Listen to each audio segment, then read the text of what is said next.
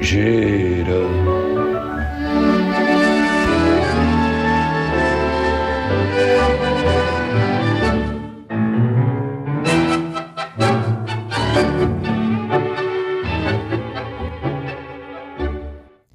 Claro, tiene usted razón. Estoy harto, Santos. O sea, esta especie de arrogancia con la que desfilan. ¿Usted ha visto a Bárcenas? Bárcenas llegando el otro día al tribunal, a la audiencia, ¿no? Y así, o sea, sacando pecho el tío, mirando así. O sea, un tío que ha estafado el partido, que ha estafado, o sea, pero, y sale con esa especie de mirada así como diciendo, me las vais a dar a mí, ¿no? O sea, pero bueno, ¿pero esto qué es? O sea, ¿esto qué es? O sea, como si realmente no se tratara de delincuentes, ¿no? O sea, esta especie de... Claro, yo lo digo en la columna, o sea, comprendo que, en fin, los amigos de la prensa, el finado Raúl del Pozo, en un momento determinado empezó a hablar con Bárcenas y con su mujer y con tal, y entonces todas las columnas de repente pues salía Bárcenas y salían las conversaciones que mantenía con él, etcétera, etcétera, o con la mujer o con el hijo, coño sé, y nada, y como una especie de héroe nacional. Hombre, a ver, no nos vamos a engañar, o sea, el traidor es un elemento imprescindible en la historia, ¿no? La historia está llena de traidores que hacen avanzar el progreso humano y moral y hasta técnico, ¿no? La historia está llena de traidores y el traidor es una figura imprescindible, es cuña de la misma madera, etcétera, etcétera. Pero bueno, para empezar a reconocer sus benéficos efectos, Santos, deberemos llamarles traidores, ¿no?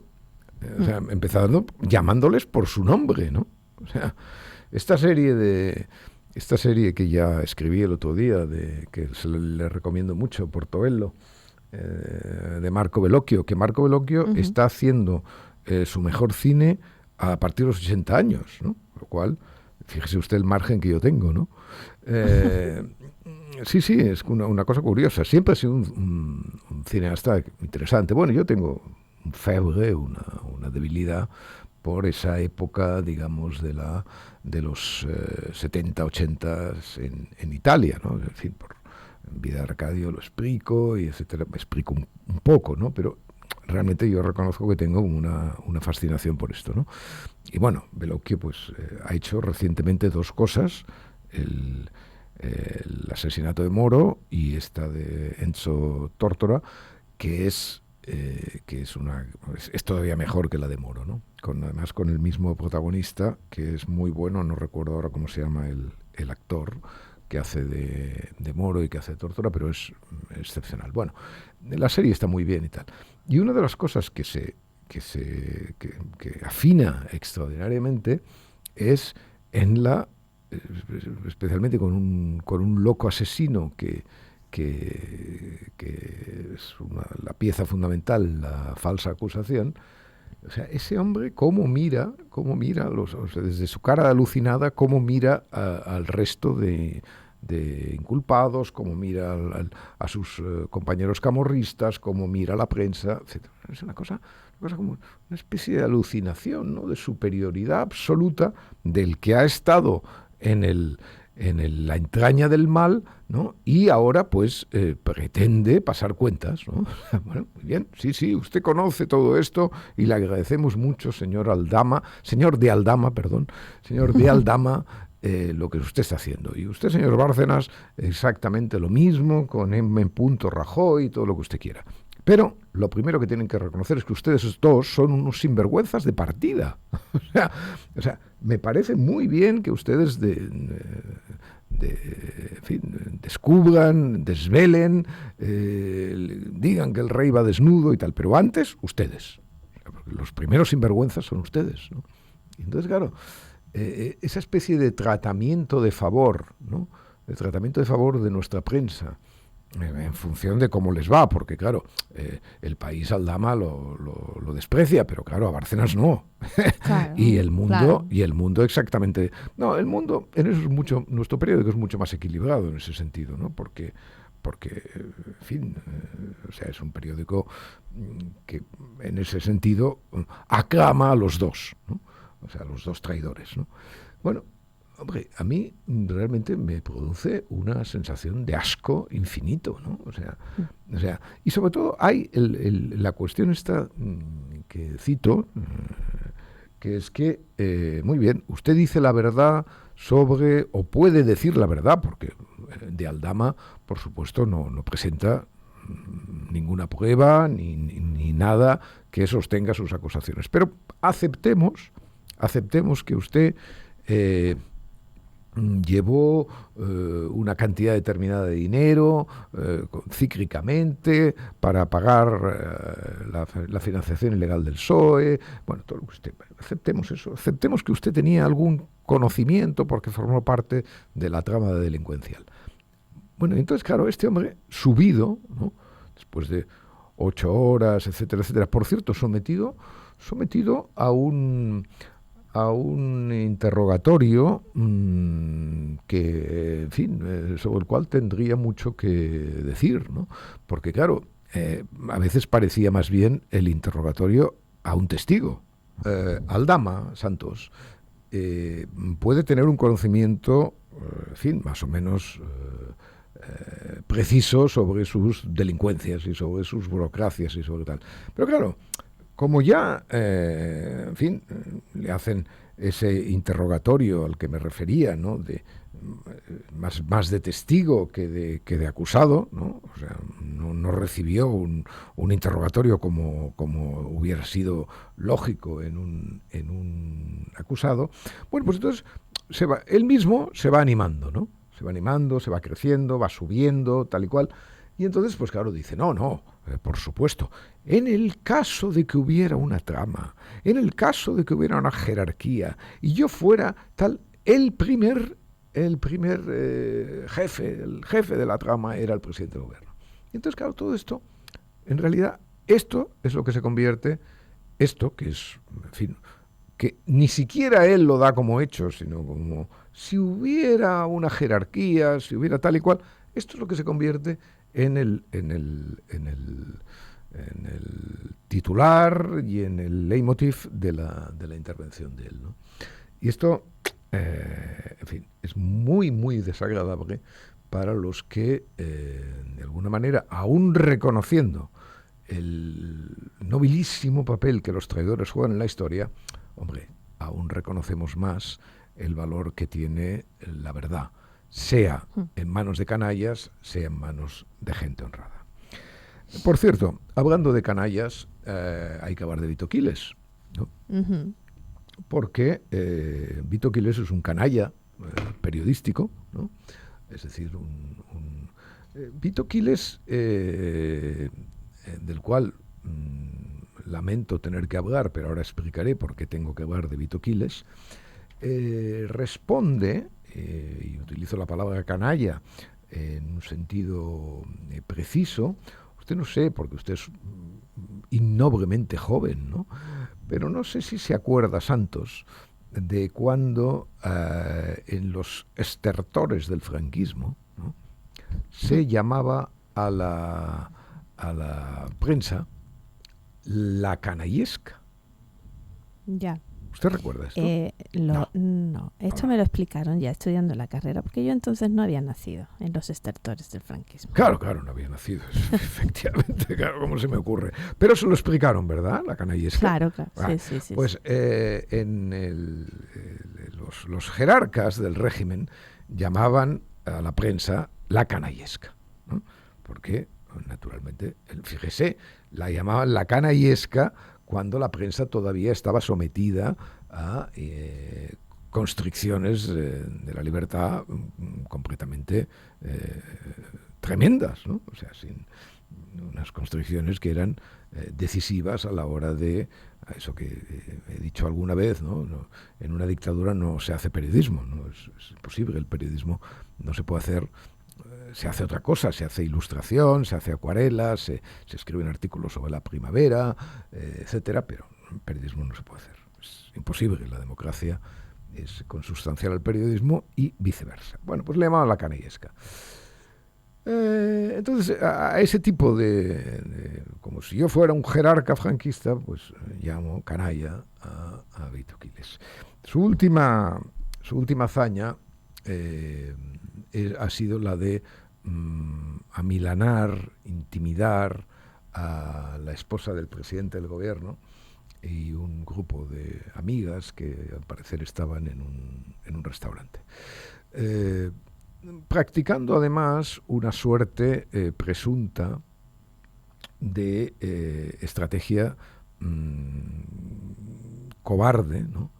Que es la de dar cuenta de todo lo que hizo, de todo ese proceso de intimidación a la presidenta, dar cuenta de eso de una manera sesgada. Es decir, como él tiene prohibido, como está prohibido, bueno, no él, está prohibido en todo caso grabar a la gente en un local público, cuando entra, digamos, y en el bar o en el café, no sé exactamente dónde estaban esas mujeres y la esposa del presidente, entonces eso, ahí empieza su intimidación, seguramente las obliga a salir y es cuando ya en la vía pública, pues él graba edita de alguna manera luego la grabación, apartando aquellos, evidentemente, pasajes que le pueden traer algún problema con la justicia. A pesar de todo, parece que la señora Gómez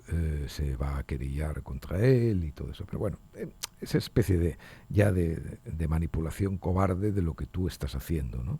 O sea, que ya me parece sucia. Pero bueno, eso es irrelevante respecto a lo fundamental, ¿no? Ese tipo viola una marca de la vida democrática en el espacio público, de la convivencia en el espacio público, que es respetar la distancia, digamos, moral, de seguridad con cualquier persona, ¿no? Es decir, tú no te puedes ni siquiera dirigir a una persona si ella no te da una autorización tácita a hacerlo en el espacio público, ¿no? Es más, si tienes, a veces puedes entrar en un conflicto con ella por una mirada, por un gesto, por lo que tal. En realidad el comportamiento democrático es llamar a la autoridad, ¿no? O sea, al mediador, ¿no? Para decirle, este señor me ha insultado, este señor me ha hecho un gesto obsceno, este señor lo que sea, ¿no? Es decir, el encuentro, digamos, con el otro en el espacio público es un encuentro que está regido, ¿vale? Está regido. Es decir, cuando los años del proceso, yo iba por la calle y algunas personas me insultaban, ¿no? Muchas menos de las que me abrazaban, ¿eh? Pero algunas personas efectivamente me insultaban, es decir, me insultaban o me miraban. Las más cautelosas me miraban de mala manera y las otras, pues, uno de los insultos que eran más frecuentes era de un tipo que pasaba en moto, ¿no? Y entonces dejaba ir, pues, su boca de mierda, ¿no? Diciendo, pues, hijo de puta, cabrón, vete a España o alguna cosa de estas, ¿no? Y eso era, pues bueno, pues efectivamente, o sea, eso es una agresión, ¿no? En el espacio público. Y eso no se puede justificar con nada, ni porque una persona sea esposa del presidente, ni siquiera con el presidente, ni con un diputado, ni con nada. O sea, o sea, tú no puedes romper esa cuarta pared, para decirlo en términos teatrales, que hay entre los otros y tú. Si tú haces eso, tienes que ser castigado penalmente o socialmente, si es que penalmente hay dificultades para hacerlo. Muy bien, pues ¿qué pasa con el canalla? bueno, pues pasa que le ríen las gracias.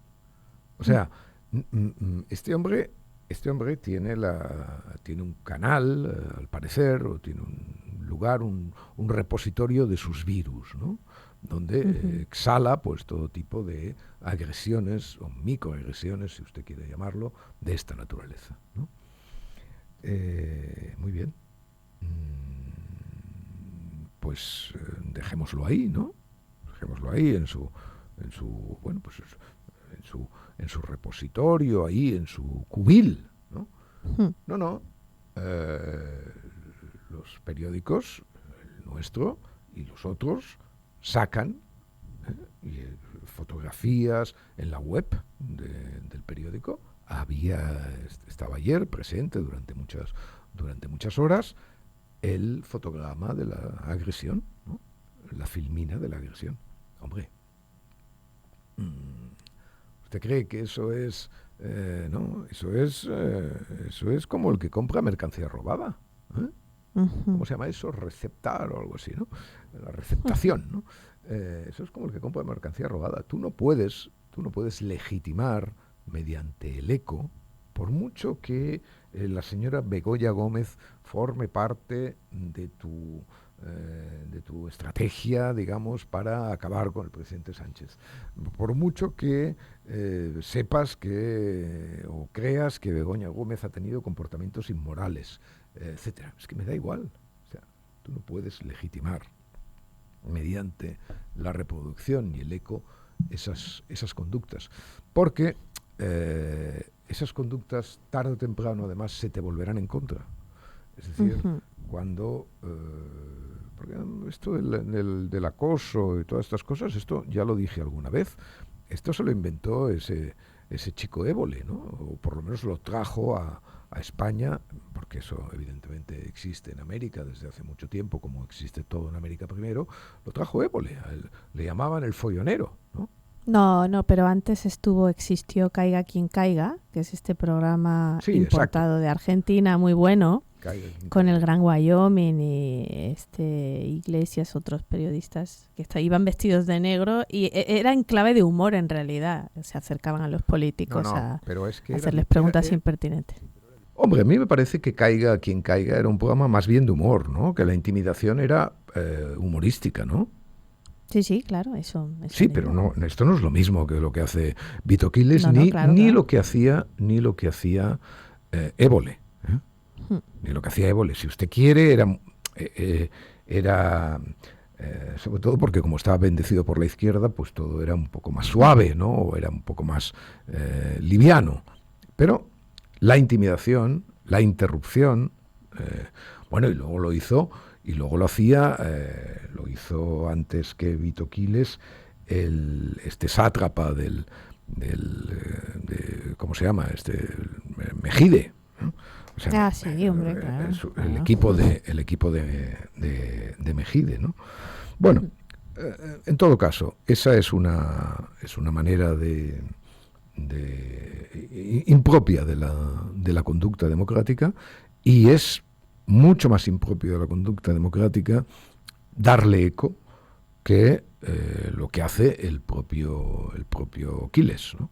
Que es, bueno, pues en fin, toda su basura, pues que la almacene en su esquina y no la saque a pasear. Bueno, Santos, el país cumple 50 años, ¿no? Sí, hay que hablar nada menos. Hay que hablar del país, porque además, efectivamente, ahí la homonimia con el país inevitablemente se confunde, ¿no?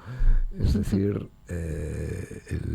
los 50 años son también los 50 años españoles, y en esos, pues, en su diseño, es verdad que el país tiene mucho que ver. Hay algunas cosas que deberíamos comentar sobre este aniversario y lo que supuso el nacimiento del periódico, ¿no? Para empezar, el país fue un acontecimiento estético. Yo eso lo he escrito alguna vez. Usted, claro, ni tenía ni intención de nacer, ¿no? Pero en aquel momento los periódicos eran como un abigarramiento desordenado de tipografías, ¿no? Eran periódicos cargados de chafarrinones, por decirlo de alguna manera, ¿no? Y la primera impresión que yo recibí cuando logré hacerme con un ejemplar del periódico, que fue al cabo de unos 10 días, porque a Barcelona llegaban muy pocos ejemplares y el primero, ni el segundo, ni el tercero, ni el cuarto fue posible adquirirlos en el kiosco, por lo menos en los kioscos de mi barrio. Llegaban algunos que se quedaban ahí en las Ramblas y tuve que ir durante algunos días a buscarlo a la Rambla, porque efectivamente no subían hasta el barrio alto, donde, como usted sabe, yo siempre he vivido. Claro. Entonces, la primera impresión era estética, ¿no? O sea, y fue una impresión muy duradera, ¿no? Porque de repente el mundo parecía ordenado. O sea, España parecía un país ordenado. O sea, simplemente porque aquellas columnas diseñadas con tanto rigor cartesiano por el diseñador alemán Gade, Reinhard Gade, eran realmente un primor, ¿no? O sea, era de repente ver una titulación, en fin, ordenada, o sea, un orden, ¿no? Y eso luego sería, me acuerdo siempre, y lo he citado alguna vez, había uno de los críticos cinematográficos mejor dotados de mi juventud, era un hombre que escribía en fotogramas, y luego también me parece que llegó a escribir en La Vanguardia, etcétera. Yo lo leía sobre todo en fotogramas, que se llamaba José Luis Guarné.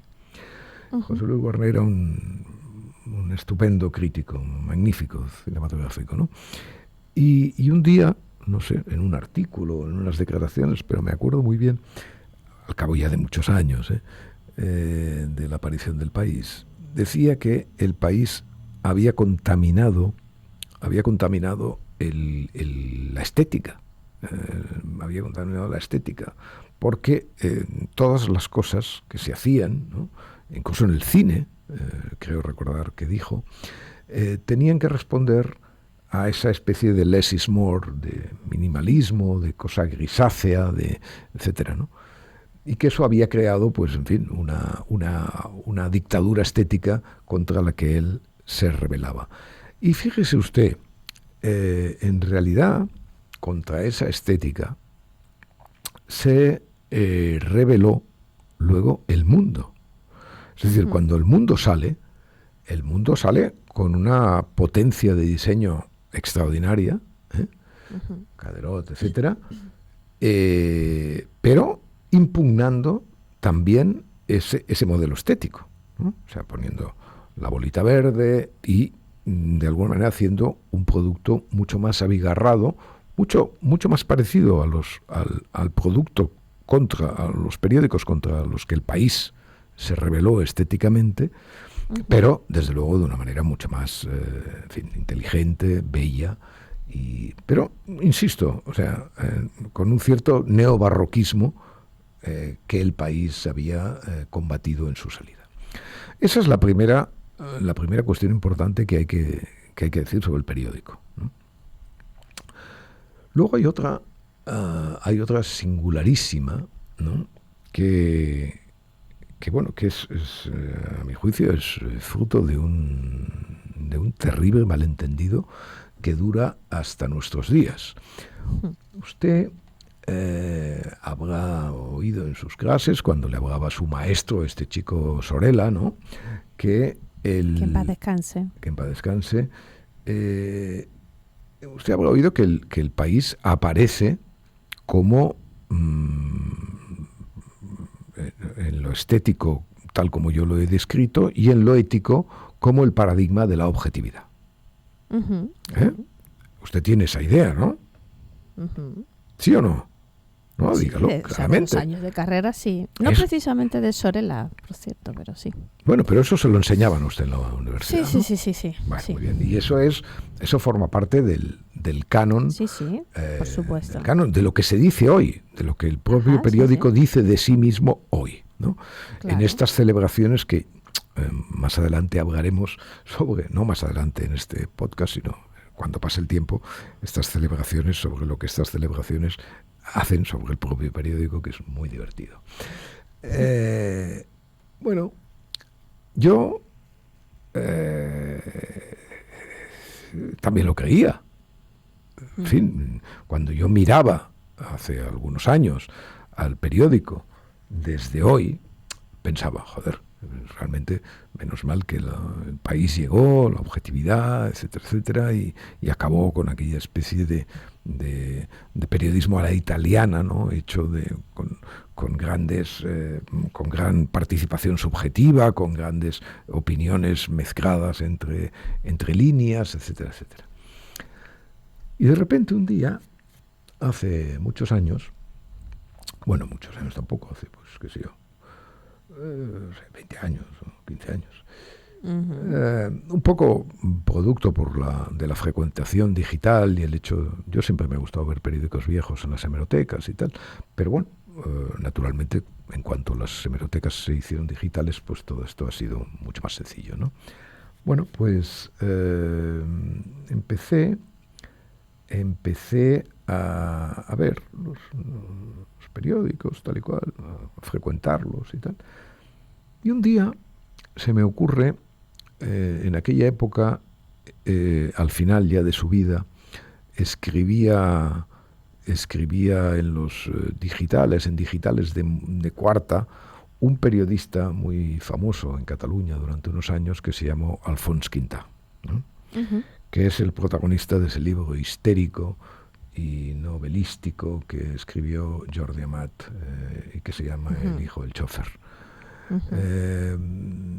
Completamente, en fin, dislocado y completamente perturbado respecto a lo que Quintà fue, y etcétera. Bueno, no vamos a hablar de este libro. Bueno, lo cierto es que Quintà escribía unas cosas en los confidenciales, bueno, siempre con teorías más o menos conspirativas y hablando de fuentes anónimas y de uno que me ha dicho y no sé qué tal y cual. Un estilo muy particular. Y entonces un día se me ocurre ir a buscar lo que Quintà escribía en El País desde el principio, porque estuvo como delegado de Cataluña al principio y fue parte importante en el asunto banca catalana. Bueno, entonces empecé a leer esas crónicas y me eché las manos a la cabeza. O sea, de hasta qué punto esas crónicas que Quintà escribía a finales de los años 70, eran lo mismo, estaban escritas exactamente igual, con la misma temeridad, digamos, y con el mismo subjetivismo que las que escribía en esos digitales más o menos basureros en los que escribía. Bueno, entonces realmente tuve como una especie de shock, le aseguro, o sea, diciendo, pero joder, esto es lo que leíamos. Esto es lo que leíamos entonces y nos parecía paradigma de la objetividad y paradigma. No, eran crónicas, en fin, trufadas absolutamente de opinión, de subjetivismo, de fuentes que no se reconocían, de etcétera, etcétera, etcétera, etcétera. Bueno, y entonces a partir de ahí, pues de tanto en tanto me pierdo por el periódico en los años 70, los años 80, etcétera. Y le he de decir que no era el único Quintà, ni muchísimo menos.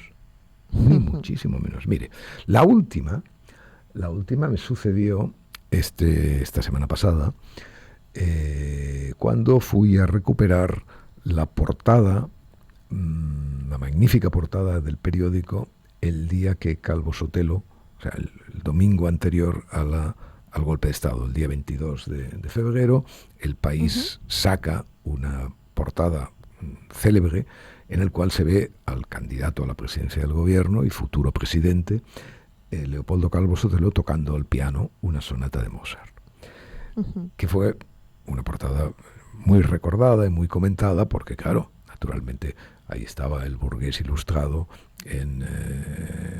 que iba a sustituir pues a ese muchacho de Cebreros, ¿no? que había sido tan importante en la vida española, pero que era, al fin y al cabo, pues un pobre arribista, ¿no?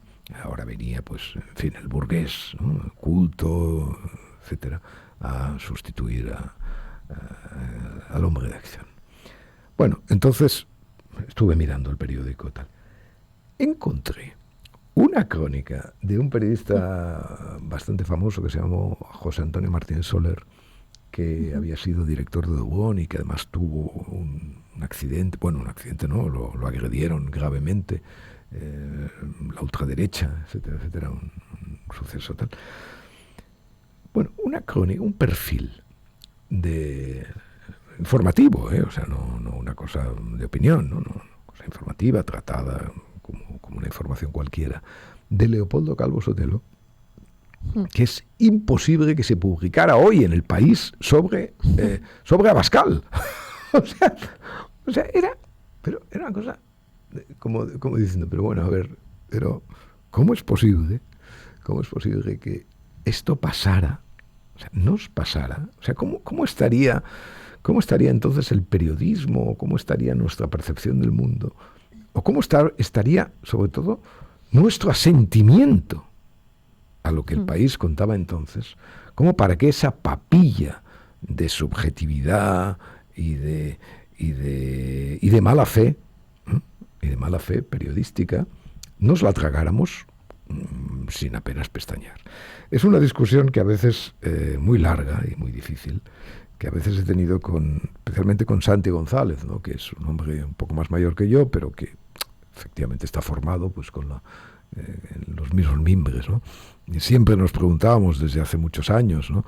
Pero, ¿qué pasa ahora? O sea, ¿El País era esto o éramos nosotros? O sea, ¿qué es lo que ha cambiado? ¿El periódico? ¿Nosotros? Es una difícil discusión. Pero lo que le puedo decir es que El País no era lo que pensábamos. No era lo que pensábamos desde ese punto de vista. No hay otra cuestión también importante a decir sobre el periódico, y es su papel en la transición política. A mí me tienta, lo que pasa es que tengo que hacer tantos libros, escribir un día algo largo sobre por qué la transición se hizo a pesar del país. ¿No? Porque claro, esto de que el país fuera el promotor de la transición y fuera inseparable del consenso establecido en torno al rey, en torno a Suárez, en torno a la reforma política, etcétera, etcétera, esto no es cierto. Esto no es cierto. Y empezando desde el primer número del País, la única foto que sale en el primer número del País es una foto de carné de José María Arelza, ¿no? Sí, lo ha contado alguna vez, sí. José María Arelza, que era el candidato del País, candidato del País a la presidencia del gobierno, o sea, naturalmente, ¿no? El candidato del País a la presidencia del gobierno, clarísimamente, porque ese no era Fraga, era Arelza, pues un hombre, bueno, y quizá hubiera sido un gran presidente, no sabemos, pero bueno, no lo fue. Y claro, cuando el rey nombra a Suárez, uno de los problemas que tenía el país en ese momento es que su información era mucho menos precisa de lo que creíamos nosotros y de lo que creía el propio periódico. Por ejemplo, El País, de la operación Torcuato Fernández Miranda, de Suárez y todo esto, no se entera. Es que no se entera en absoluto. O sea, porque evidentemente no pertenece, o sea, no tiene fuentes ahí. No, es clarísimo que no tiene fuentes. Bueno, y entonces surge el nombramiento de Suárez y el artículo inolvidable que escribe Ricardo de la Cierva, que escribía entonces. Ricardo de la Cierva era la cuota, digamos, derechista del país, historiador de prestigio, y que escribe un artículo memorable que se llama «Qué error, qué inmenso error», ¿no? Rememorando pues el Ortega, ¿no? El Ortega de la República, ¿no? Bueno, qué error, qué inmenso error. Eso no es solo un artículo espontáneo, digamos, de un colaborador, ¿no? Eso es la actitud que el país mantiene respecto de la reforma política durante mucho tiempo, hasta que evidentemente pues los hechos doblegan la posición del periódico, ¿no? Y en este sentido hay otra cuestión que también merece destacarse, que es la actitud del país respecto al terrorismo.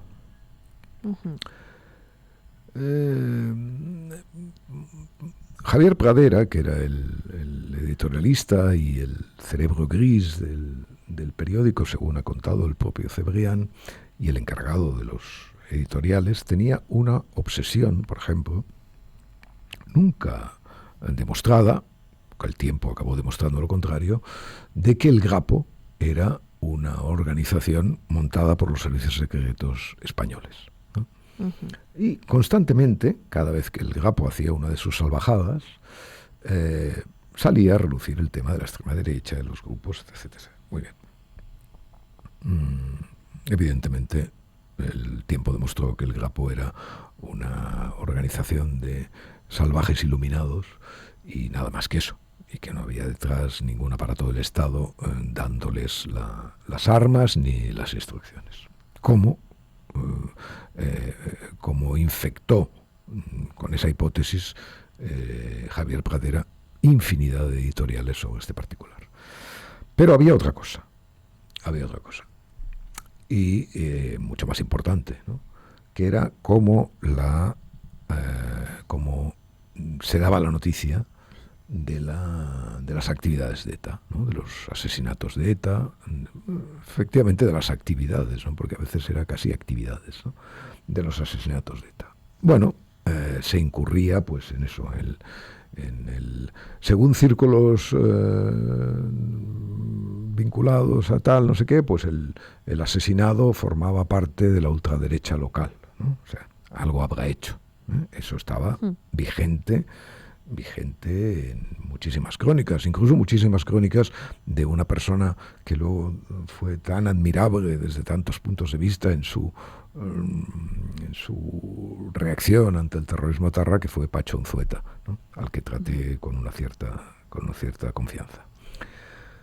El algo habrá hecho formaba parte de la prosa, de esa prosa, fíjese usted, que tan objetiva creíamos, ¿no? De la prosa con la que se narraba el crimen terrorista. Pero es que había otra cosa además. Y tiene un punto de comprensión, si usted quiere, ¿no? Porque efectivamente a veces podía parecer que la amenaza era real, pero ese terrible goteo de muertes, ¿no? Con el año 80 como el año más salvaje de la historia de ETA, el mayor número de muertos, ese goteo cruel y terrible, siempre el periódico lo atenuaba. Sí, lo atenuaba. Lo atenuaba. ¿Por qué lo atenuaba? Lo atenuaba porque era consciente de que de lo que algunos en ETA podrían buscar, en fin, que era el golpe de Estado, ¿no? Que los militares efectivamente reaccionaran y dieran el golpe de Estado que todo el mundo parecía esperar en España en aquel momento. Bueno, no digo que no fuera un objetivo noble, y pragmático, etcétera, pero claro, se acabó cobrando su precio, ¿no? O sea, esa instalación del fenómeno terrorista en no digo que los periódicos, no digo que un tratamiento distinto del hecho terrorista, pues a lo mejor no voy a cometer la estupidez, ¿no? El contrafáctico, decir, no, es que si hubieran tal, pues el terrorismo no. Pero lo que sí es cierto es que ayudó esa atenuación a que el terrorismo formara parte, carta de naturaleza de la vida cotidiana de los españoles y sobre todo del tratamiento con que la izquierda encajó y asumió el fenómeno terrorista. O sea, ETA mataba y lo que preocupaba inmediatamente a Javier Pradera y su corifeo era la reacción de la ultraderecha o de los aparatos del Estado. Bueno, estas son algunas cuestiones que efectivamente uno querría ver desarrolladas en una crónica, en una rememoración justa y difícil y debatible de los 50 años del periódico. Pero bueno, dado que Javier Moreno está al frente de la conmemoración, ya sabemos que no podemos esperar ni nada inteligente ni nada honrado. Se llama comisario exacto. El título. Bien llamado, el cargo. Bien llamado. Pero bueno, a estas alturas, querida Santos, solamente usted, en fin, lo único que espera, y lo único que espero yo, es que haga el favor de explicarme el último capítulo de la vida de Piquet.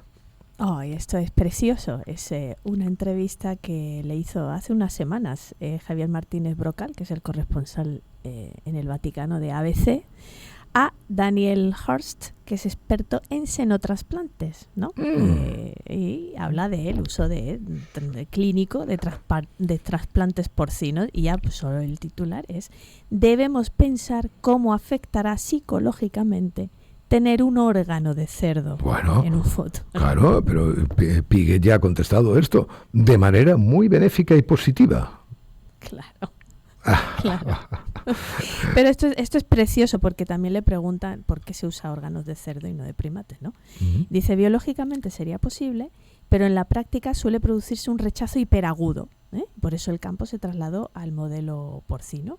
Entonces, hasta los años 80 se trabajó con primates, pero se abandonó por el riesgo infeccioso, especialmente después de la aparición del virus del SIDA, ¿no? Del virus inmunodeficiencia adquirida. Y luego, por otra parte, es importante el factor de rechazo social. La gente acepta mejor un órgano de cerdo que uno de mono. Normal. Y ya no le digo si el órgano es Joselito, ¿no? Porque cuando el trasplante quiere ser jamón... Solo puede ser de Joselito. Bueno, pero vamos a ver que nos hemos extendido mucho y tenemos un maravilloso burning paper. Pero. Bueno, no es exactamente un burning paper. Ah, ¿no? No, es verdad. Que nos ha parecido pertinente. Es el profesor Rob Sika, no sé cómo se pronuncia esto, la verdad, del Departamento de Humanidades de la Universidad del Estado de Colorado.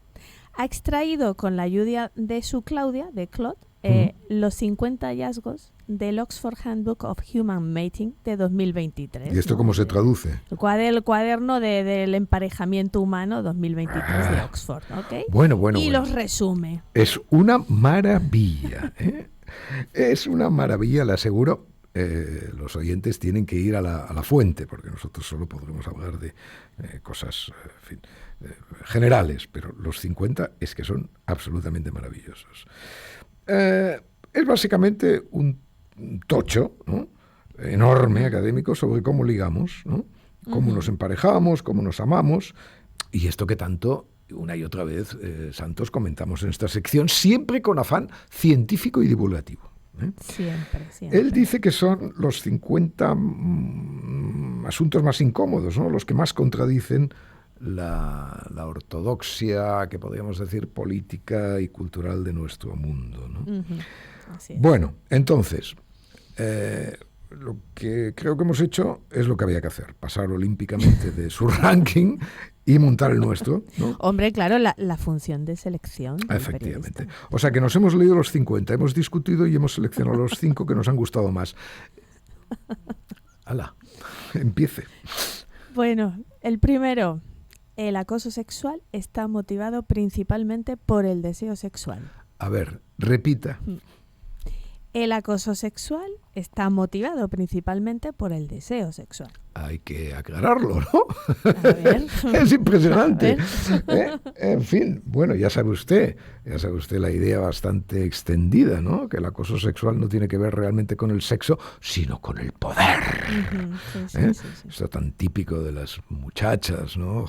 Jovencitas, esto. No, esto no va de deseo, esto va de dominación, de jerarquía, de control. Bueno, el propio autor del capítulo dice que esta idea es fantástica, la analogía. Es como decir que un atraco a un banco no tiene que ver con el dinero, sino simplemente con el hecho de estar dentro del banco. Es maravilloso, es maravilloso. Bueno, hace unos años sobre este asunto, debo decirle que se publicó un libro que se llamaba Una historia natural de la violación, donde se estudia, un libro que evidentemente, en fin, ya puede usted imaginar cuál fue su destino, donde se estudiaba el aspecto biológico del fenómeno, ¿no? Que evidentemente no supone que esté ni justificado ni sea bueno como tantas otras cosas en el mundo, pero que venía a decir eso que les molesta tanto, es decir, que la minifalda y los tacones convierten a las muchachas en frágiles gacelas por la noche. Eso también lo dice Paglia, por cierto. Claro. Bueno, el segundo... Luego hablaremos de Paglia y de su némesis de izquierdas. Bueno, su némesis, ¿no? Su némesis, la que la completa de alguna manera. Diga. Bueno, la segunda, la violencia de pareja masculina se explica mejor por los celos sexuales y control de la pareja que por una idea general del poder patriarcal. A ver si resulta que el patriarcado son los padres, ¿no? A ver. Tampoco el patriarcado. No. Tampoco.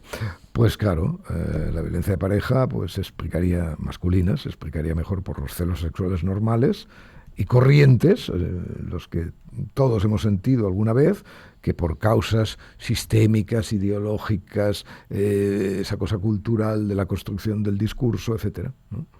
Los hombres lo que quieren es que la pareja no se rompa, ¿no? Y asegurarse de que los hijos son suyos, ¿no? Algo que, vuelvo a decir, no justifica la violencia, pero que son fines mucho más concretos y reales, comparados con toda esa nebulosa discursiva de la opresión, de la dominación de todos contra todas. Sí. Bueno, el tercero, los hombres con rasgos de la triada oscura, esa que hemos comentado aquí muchas veces, ¿no? Narcisismo, maquiavelismo, psicopatía, tienen más éxito sexual a corto plazo y son percibidos como atractivos, que es algo que también habíamos señalado en alguna cuestión. Claro. Es que vamos a citar a lo que le decía la Camille Paglia Izquierdas, la señora Despentes, ¿no? Sí. ¿Qué dice? De Pant. ¿Qué dice? Dice usted. Dice, nos quedamos con un perverso narcisista porque es más brillante que todos los hombres que hemos conocido antes y que todos los hombres que conoceremos después. Nos quedamos porque sabemos que tenemos suerte de disfrutar de esa inteligencia, de esa potencia. Nos quedamos porque sabemos que después de este tipo de hombre siempre nos aburriremos un poco. Siempre nos aburriremos un poco. Incluso mucho, Santos, incluso mucho. Sí.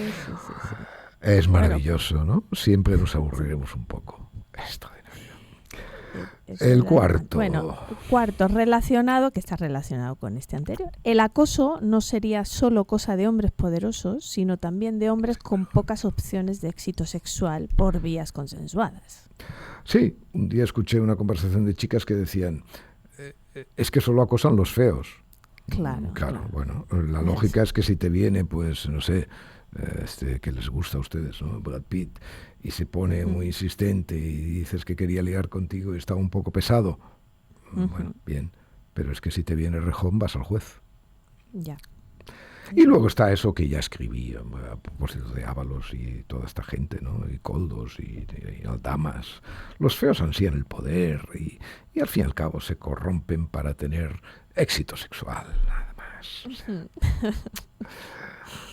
Bueno, y el quinto, que es precioso, el mate coping, esto de, ¿no? Es decir, que las mujeres se vuelvan más atraídas por hombres que ya están emparejados con mujeres atractivas, ¿vale? O sea, este efecto llamada.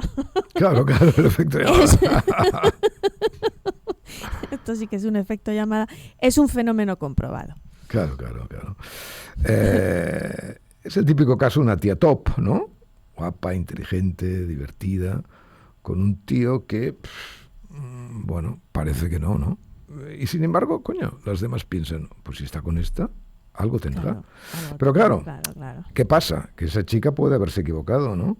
Y al hacerlo rompe el mercado, porque detrás de ella vendrá otra guapa y otra guapa y otra guapa. Y así es como se producen estos fenómenos realmente extravagantes, santos. Estos, como un tío bajito y sin gracia, pues nada, puede acabar ligando, pues no por lo que es, sino por las chicas que han pasado por su currículum.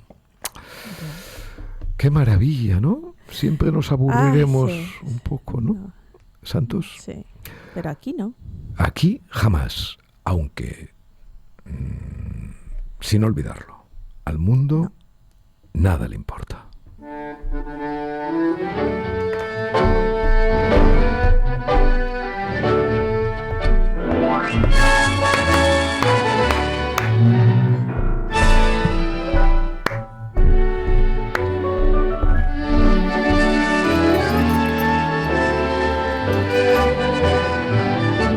Podcast de Arcadi Espada y El Mundo con la colaboración de Yaiza Santos.